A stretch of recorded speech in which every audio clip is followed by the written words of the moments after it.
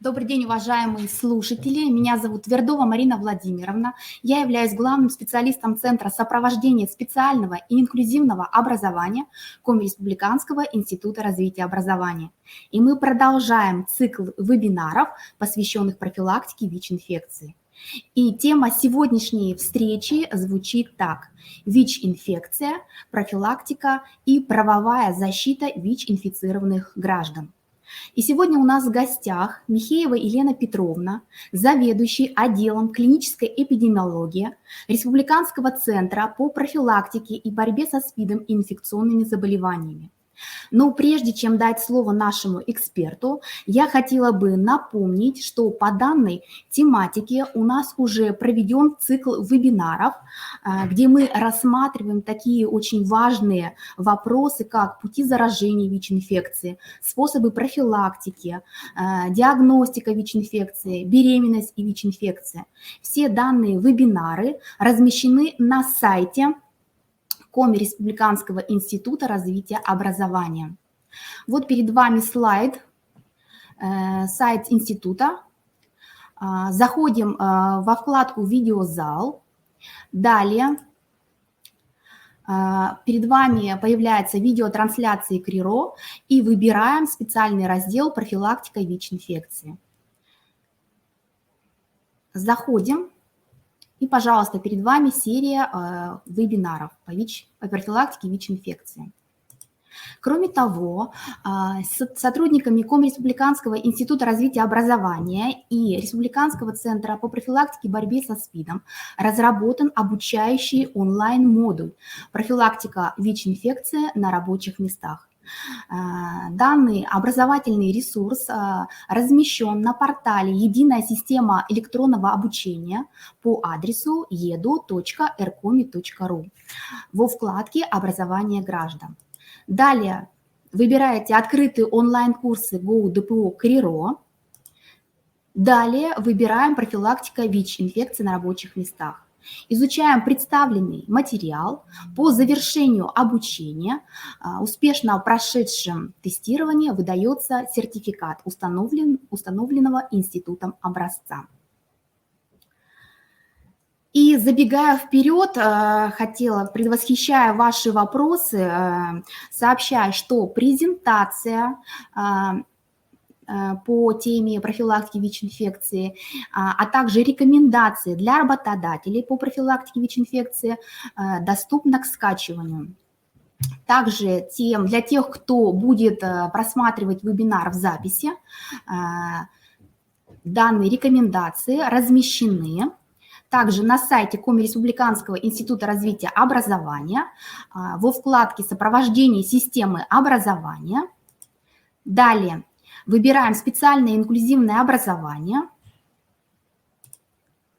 Далее методические материалы. И находим рекомендации работодателю по профилактике ВИЧ-инфекции и СПИДа. Итак, мы начинаем. Елена Петровна, вам слово.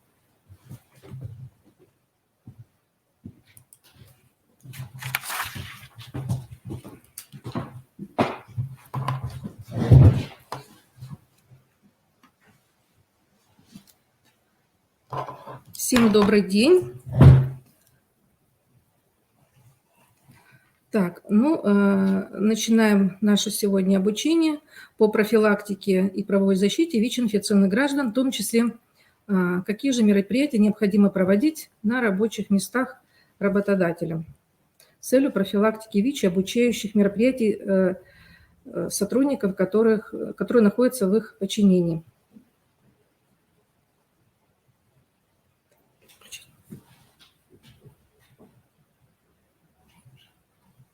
Как мы?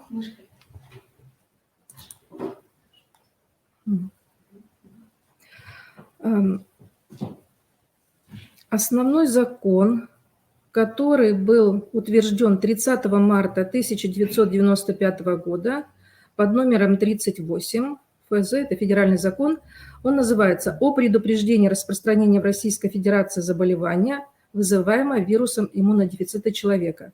Этот закон действующий, и тут расписаны все основные права и обязанности граждан в плане профилактики ВИЧ-инфекции.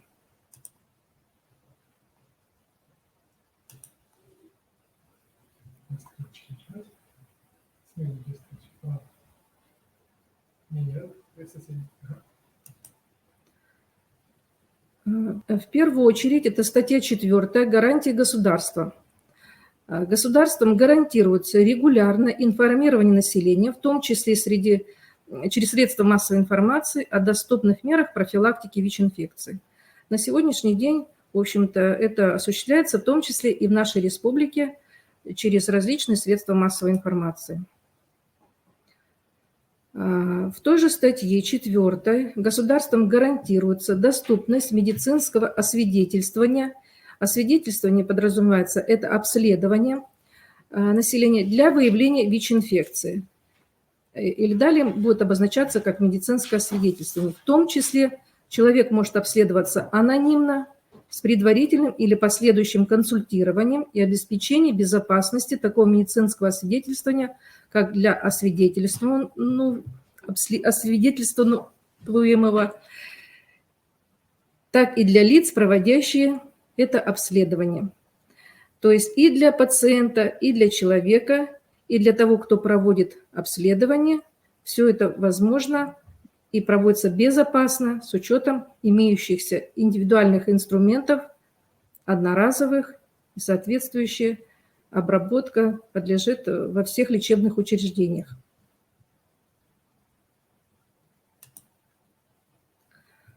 Государством гарантируется предоставление медицинской помощи ВИЧ-инфицированным гражданам в Российской Федерации, в том числе в Республике Коми, в соответствии с программой государственных гарантий оказания гражданам Российской Федерации бесплатной медицинской помощи.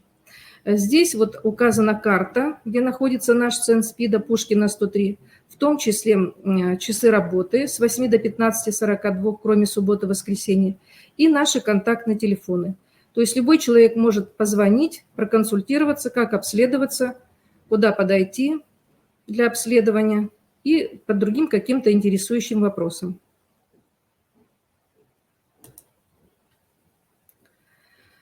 Государством гарантируется обеспечение бесплатными медикаментами для лечения ВИЧ-инфекции в амбулаторных условиях в федеральных специализированных медицинских учреждениях в порядке, установленном уполномоченным правительством Российской Федерации федеральным органом исполнительной власти, а в учреждениях здравоохранения, находящихся в ведении субъектов Российской Федерации, в порядке, установленном органами государственной власти субъектов Российской Федерации.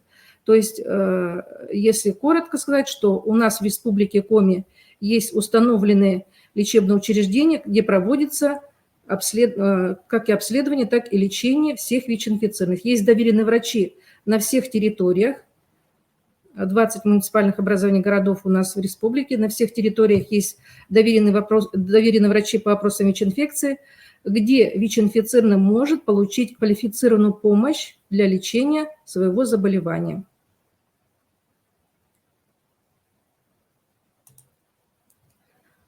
Дальше, статья 5. Гарантии соблюдения прав и свобод ВИЧ-инфицированных. Что здесь говорится? Здесь говорится о том, что любой ВИЧ-инфицированный гражданин Российской Федерации обладает на ее территории всеми правами и свободами и несет ответственность или обязанность в соответствии с Конституцией Российской Федерации и законодательством Российской Федерации и законодательством субъектов Российской Федерации. Значит, поясняю, что это касается только граждан Российской Федерации, не иностранных. То есть иностранные граждане немножко по-другому у нас проводятся обследования и лечение на территории нашей страны, в том числе в Республике Коми. Статья 8 этого закона – добровольное медицинское освидетельствование. То есть кто может проходить добровольное обследование. Медицинское освидетельствование в медицинских организациях проводится добровольно при наличии информированного добровольного согласия на медицинское вмешательство освидетельствуемого лица или законного представителя этого лица.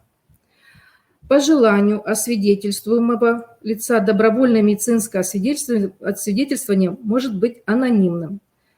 То есть если человек не хочет, чтобы знали его какие-то конфиденциальные данные, любой человек может обратиться в лечебное учреждение, в том числе и в наш центр СПИДа, или на территории к доверенным врачам на территории нашей республики, в районах и городах. И к любому врачу, в принципе, может обратиться и обследоваться на ВИЧ-инфекцию, в том числе и анонимно. Статья 9. Обязательное медицинское освидетельствование. Обязательному медицинскому освидетельствованию подлежат доноры. То есть кто подлежит, да, этому обязательному обследованию? Это подлежат доноры крови, биологические жидкости, органов и тканей. То есть практически все доноры, кто какую-то донацию производит, он обязательно подлежит при каждой донации обследованию на ВИЧ-инфекцию. Кто еще подлежит обследованию? Это лица, отказавшиеся от обязательного медицинского свидетельствования, не могут быть донорами, еще вот хочу пояснить, да, биологические жидкости, органов и тканей. Подлежат еще обязательному медицинскому освидетельствованию это работники отдельных профессий, производств, предприятий, учреждений, организаций, перечень которых утверждается уполномоченным правительством Российской Федерации, федеральным органом исполнительной власти, проходит обязательное медицинское освидетельствование для выявления ВИЧ-инфицированных при проведении обязательных предварительных при поступлении на работу и периодических медицинских осмотров. А кто это, да? Вот поясняю, кто туда входит. Здесь указан перечень работников отдельных профессий, производств, предприятий, учреждений и организаций, которые проходят обязательное медицинское освидетельствование для выявления ВИЧ-инфекции. А кто туда входит? Это входит в первую очередь медицинский персонал центров СПИДа, учреждений здравоохранения, занятых работой с ВИЧ-инфицированными людьми. Далее, это медицинский персонал лабораторий, который осуществляет обследование населения на ВИЧ-инфекцию. Далее, это работники научно-исследовательских учреждений по изготовлению медицинских иммунобиологических препаратов и других организаций, работа которых связана с материалами, содержащими вирус иммунодефицита человека. Далее, медицинские работники в стационарах, отделениях хирургического профиля при поступлении на работу и в дальнейшем 1 раз в год. То есть вот эти контингенты, подлежащие медицинскому обязательному обследованию. Кроме того, в обязательный перечень включены лица, проходящие военную службу и поступающие в военное учебное заведение и на военную службу по призыву по контракту. При призыве на срочную военную службу, при поступлении на службу по контракту, при поступлении в военные вузы, министерств и ведомств, устанавливающих ограничения для приема на службу лиц с ВИЧ-инфекцией, это МВД, ФСБ и прочие службы. Да?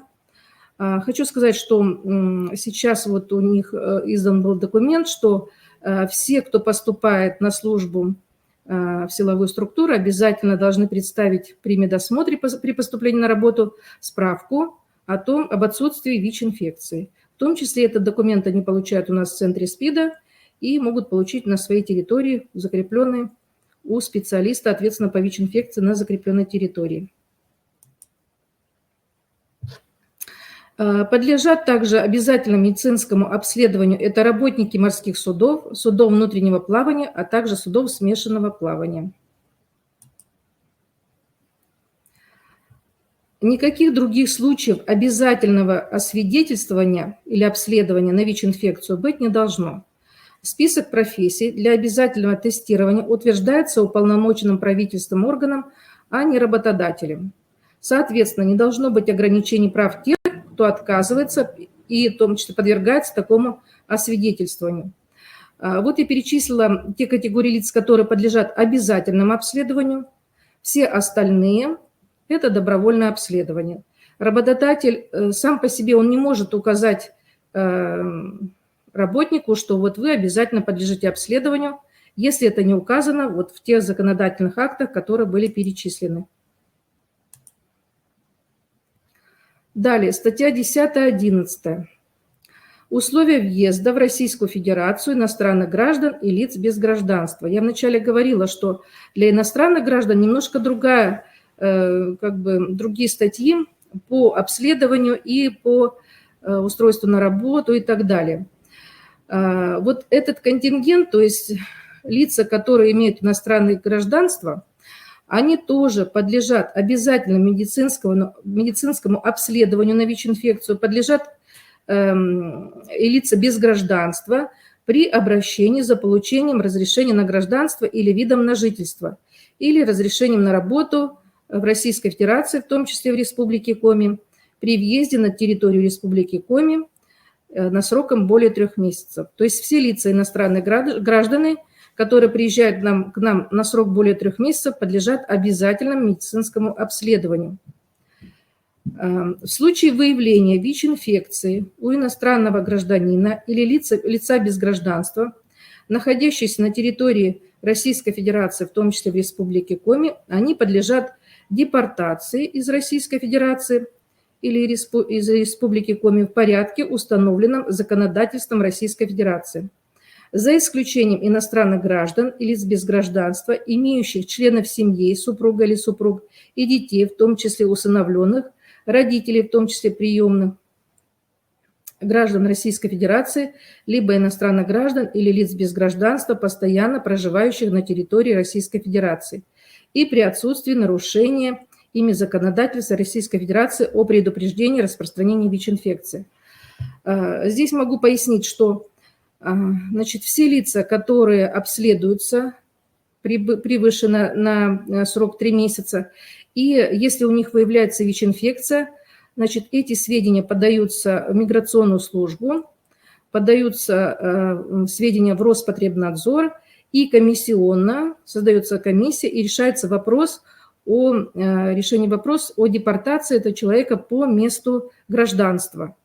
Комиссионно определяется, если необходимость, если есть здесь уже супруг или супруга, есть дети, то возможно ли этого человека оставить на территории для постоянного места жительства. То есть в этом случае всегда решается вопрос индивидуально, но вот эти статьи закона 10 и 11 обязательно рассматриваются комиссионно.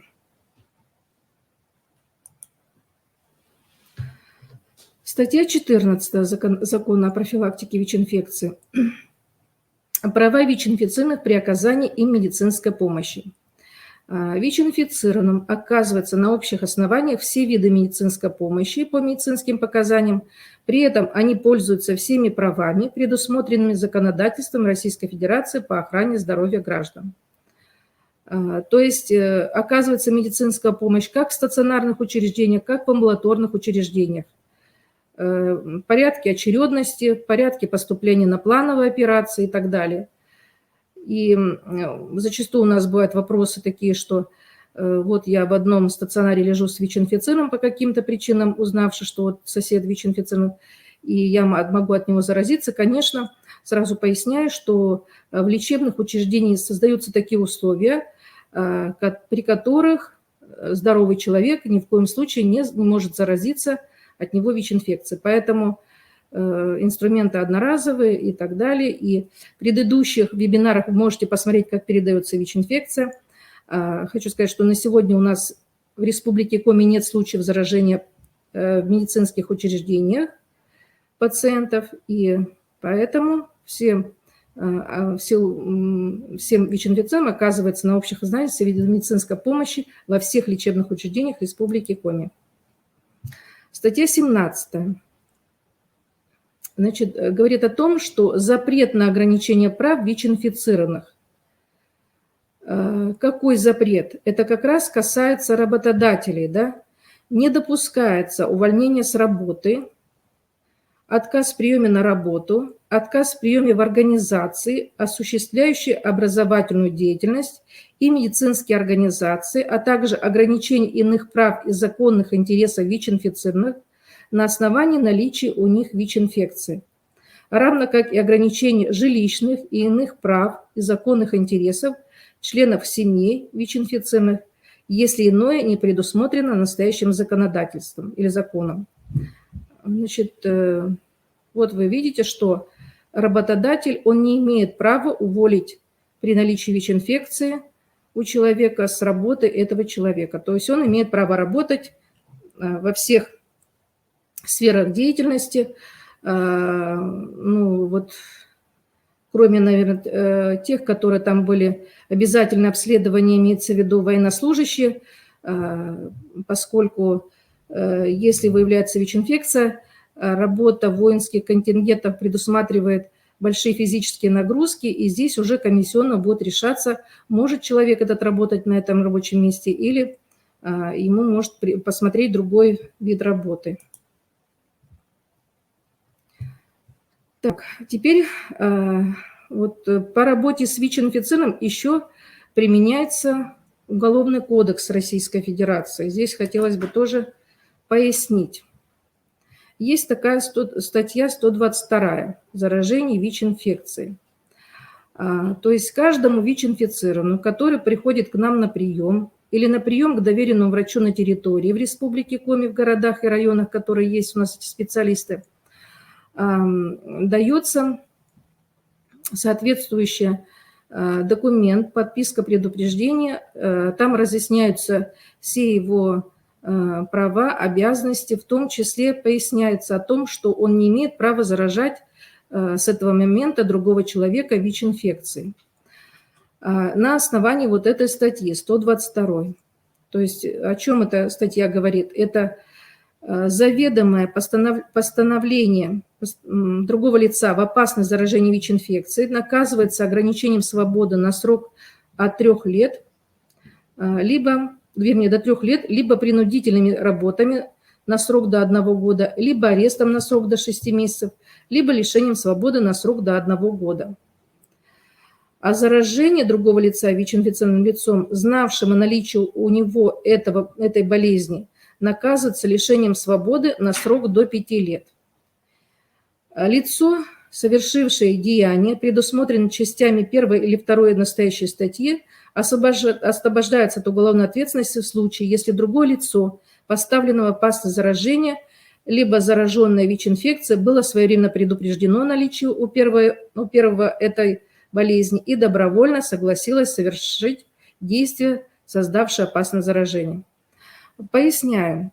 Значит, вначале я сказала, что каждый ВИЧ-инфицированный подписывает этот документ о том, что он извещен о своем заболевании. Мы поясняем, что половым партнерам он должен сообщать о своем диагнозе, не должен заражать при каких-то манипуляциях, инъекциях. И если он нарушает, значит, не сообщает, не предупреждает о своем заболевании других лиц, с этого момента, когда он предупрежден, он несет вот эту вот уголовную ответственность. И, в общем-то, хочу сказать, что в Республике Коми эти вопросы рассматривались, и были случаи, когда, к сожалению, люди у нас заражали умышленно и были привлечены к определенной ответственности, значит, вот, по этой статье. Ну, продолжение этой статьи. Деяние, предусмотренное частью 2 и настоящей статьи, совершенное в отношении 2 или более лиц, либо в отношении несовершеннолетнего, наказывается лишением свободы на срок до 8 лет с лишением права занимать определенные должности или заниматься определенной деятельностью на срок до 10 лет, либо без такового. Заражение другого лица ВИЧ-инфекцией вследствие ненадлежащего исполнения лицом своих профессиональных обязанностей наказывается принудительными работами на срок до 5 лет с лишением права занимать определенные должности или заниматься определенной деятельностью на срок до 3 лет или без такового, либо с лишением свободы на срок до 5 лет с лишением права занимать определенные должности или заниматься определенной деятельностью на срок до 3 лет. Ну, в общем-то, это решает, конечно, законодательные органы. Просто вот такая статья есть. Это для сведения, чтобы как для оповещения, да. Так, теперь, что касается, а когда же ВИЧ-инфицированный представляет опасность? То есть, когда он несет опасность в плане вот законодательного вот этой статьи 122, и когда он должен предупреждать своих контактных о том, что у него ВИЧ-инфекция. Это половые контакты, как гомо, так и гетеросексуальные. попадание крови ВИЧ-инфицирован другому человеку при нарушении целостности кожных покровов и слизистых, травмы, раны, медицинские манипуляции, например, при поступлении в лечебном учреждении, доктору, да, если или какому-то там специалисту, если это произошло, он должен сообщить о своем диагнозе. При использовании общего шприца, при использовании общей посуды для набора шприц-содержимого, при бытовых контактах, в случае использования общих колющих, режущих предметов, маникюрные, бритвенные приборы. Ну и беременная женщина в случае отказа химиопрофилактики ВИЧ-инфекции несет угрозу заражения ребенка. То есть вот в этом случае, конечно, законодательно эта статья применяется и, возможно, наказание, поэтому здесь надо обязательно соблюдать и не заражать других лиц. А как ВИЧ-инфицированный может обезопасить окружающих от заражения?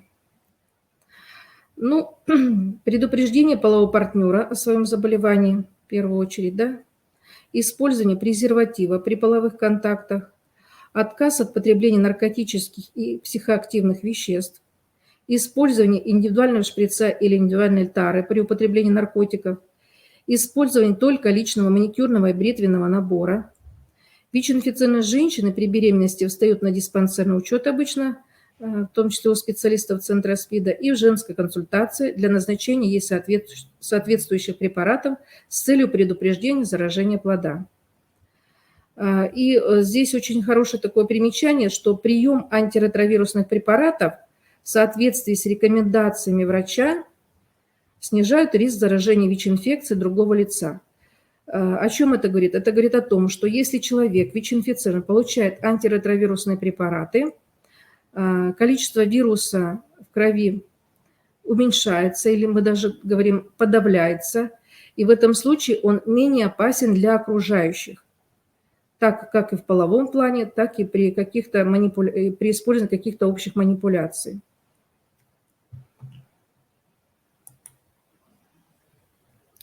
Ну, каким образом не передается ВИЧ, вы знаете, поэтому здесь вот хочу пояснить, что невозможно заразиться на предприятии, организации, где-то в общем помещении, когда вы используете общий компьютер, когда вы вместе кушаете в столовой, когда вы используете общую кружку или ложку, или ручку, или карандаш, или находитесь в общем помещении.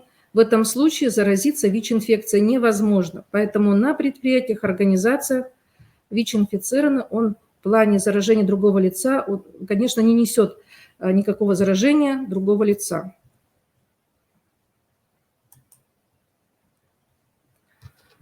Значит, теперь в продолжении этой темы законодательной хочу сказать, что нашим центром СПИДа значит, была созданы такие рекомендации, которые называются «Сохраним здоровье на рабочих местах». Это было сделано с целью продвижения на территории Республики Коми рекомендаций Международной организации труда о ВИЧ-СПИДе и сфере труда. И здесь рекомендовано, то есть рабочее место как плацдарм для обучения, в том числе по профилактике ВИЧ-инфекции, поскольку у нас чаще всего сейчас заражается население трудоспособного возраста, старше 30 лет и до 55 лет. И было разработано так, что на рабочих местах люди должны параллельно знать, как передается ВИЧ-инфекция, как не передается, и не заражаться. Вот такие методические рекомендации были созданы, и здесь все подробно очень расписано. Они есть на сайте КРИРО, вы всегда можете взять их, почитать. И как их внедрить? Как внедрить вот эти вот рекомендации? Значит, есть несколько способов. Первое. Это в каждом учреждении есть инженера по охране труда. Значит, любой работник, поступая на работу, он проходит, значит, обучение, да, первичное обучение по охране труда и ежегодное обучение. Вот можно при поступлении на работу дать почитать сотруднику вот эти методические рекомендации И в дальнейшем там раз в год, когда ежегодное обучение проводится, вот этот методические рекомендации почитать. И в какой-то журнал, наверное, у вас ведется, обязательно отметить, что человек изучил вот эти рекомендации по профилактике ВИЧ-инфекции. Если нет инженера по охране труда, в образовательных учреждениях, я знаю, что вот в школах есть учителя по основам безопасности жизнедеятельности, которые могут тоже обучать, проводить обучение вот по этой книжке. Кроме того, есть начальники цехов, есть какие-то вот руководители определенной какой-то цеха или отдела, которым можно это поручить обучение. Во всяком случае, вот Международная организация труда такое внедрила на территории Российской Федерации, в том числе и у нас внедрено это в Республике Коми. И вы можете также, в общем-то, на своих рабочих местах эти мероприятия проводить безболезненно, как я говорю, почитать при поступлении на рабочем месте любой сможет, и затем ежегодно изучать, что такое ВИЧ-инфекция. И я думаю, что если человек будет знать о путях передачи и как не заразиться, есть большой шанс, что количество ВИЧ-инфицированных у нас будет снижаться. В общем-то, вот такие рекомендации мы вам рекомендуем. Так, теперь что касается вопросов. Пока в мой адрес я вопросов не вижу. Марина Владимировна, в мой адрес пока вопросов не вижу. Угу. Так, ну тогда на этом я заканчиваю. Вроде бы основные моменты законодательные. Так, какой вопрос там? С какого возраста у школьников можно брать анализы ВИЧ в школе? В школе, значит, в школе ни у кого анализы на ВИЧ не берут, у школьников. Значит, как проводится обследование учащихся? Ну, как и вообще любых детей, да? Есть клинические показания для обследования детей и есть эпидемиологические показания для обследования. То есть никто из медицинских работников не пойдет просто так в школу, и вот я хочу тебя обследовать. Такого нет, да?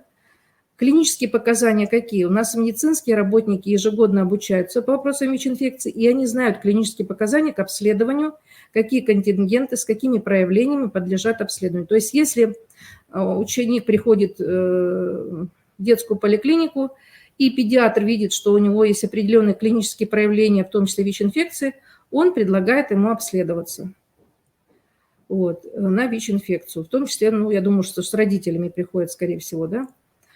Вот. А касаемо эпидемиологических показаний, это контактные в семьях, да. То есть, например, ребенок контактный с ВИЧ-инфицированной мамой, но здесь, наверное, немножко более меньший срок, да, то есть когда произошло рождение ребенка, он наблюдается 1,5 года после рождения от ВИЧ-инфицированной мамы.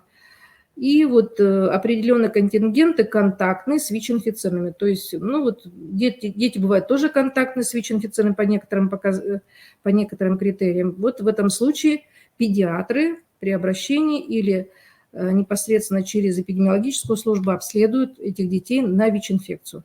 А в школах просто так, школьников нет показаний для обследования, мы не проводим. Так, значит, почему на сайте Центра СПИДа всегда старая информация? А какая старая информация? Вот я не знаю. Пути передачи и механизм передачи, он не изменяется, ВИЧ-инфекции. Мы всегда обновляем, там у нас есть методические всякие рекомендации. У нас систематически меняется количество вновь выявленных ВИЧ-инфекций на нашем сайте Центра СПИДа. Так что вот здесь какая старая информация, пока не знаю, что тут он имел в виду. Может, поясните, тогда буду знать, какая старая информация. Еще вопросы какие-то есть? Пожалуйста, задавайте. Пока больше не вижу. Так, ну все, тогда всего доброго. Этот материал будет размещен на сайте, да, в записи, так что вы всегда можете посмотреть, изучить, в том числе и вот эта методические рекомендации тоже есть, можете себе скачать, работодатели, и в том числе использовать в работе при приеме на работу своих работников для профилактики ВИЧ-инфекции. Спасибо. Зеленый покажи. Зеленый.